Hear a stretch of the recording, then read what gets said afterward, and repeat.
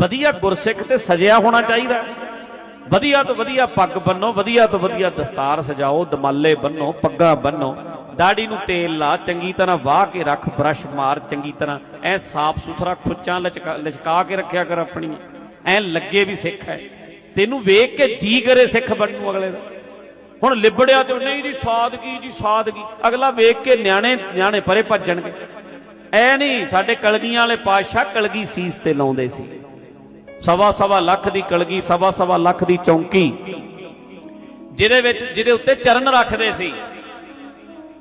ਤੇ ਮਹਾਰਾਜ ਸੱਚੇ ਪਾਤਸ਼ਾਹ ਉਹ ਜਿਹੜਾ ਉਹਨਾਂ ਵਰਗਾ ਪ੍ਰਭਾਵ ਕੌਣ ਬਣਾ ਸਕਦਾ ਹੈ, ਪਰ ਗੁਰਸਿੱਖ ਜਿਹੜਾ ਹੈ ਉਹ ਸਜਿਆ ਹੋਣਾ ਚਾਹੀਦਾ ਹੈ, ਤਾਂ ਜੋ ਨਵਾਂ ਬੱਚਾ ਉਹਦੇ ਵੱਲ ਵੇਖ ਕੇ ਕਵੇ ਵੀ ਮੈਂ ਵੀ ਗੁਰਸਿੱਖ ਬਣਨਾ, ਮੈਂ ਵੀ ਪੱਗ ਬੰਨਣੀ, ਮੈਂ ਵੀ ਦਸਤਾਰ ਸਜਾਉਣੀ, ਇਹ ਸੋਹਣਾ ਲੱਗਦਾ, ਮੈਂ ਵੀ ਫੱਬਣਾ। ਹੁਣ ਐਕਟਰ ਆਪਣਾ ਵੇਖ